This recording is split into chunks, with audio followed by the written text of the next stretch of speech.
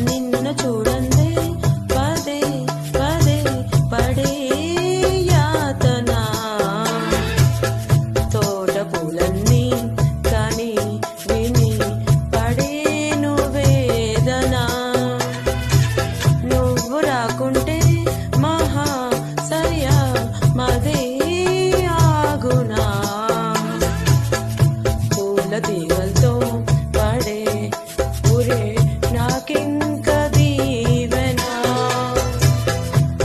చూసే కన్నుల ఆరాటం రాసే చేతికి మోమాటం తలచి వలచి పిలచి అలసి నీరాక కోసం వేచి ఉన్న నా మనసుని అలుసుగా చూడకని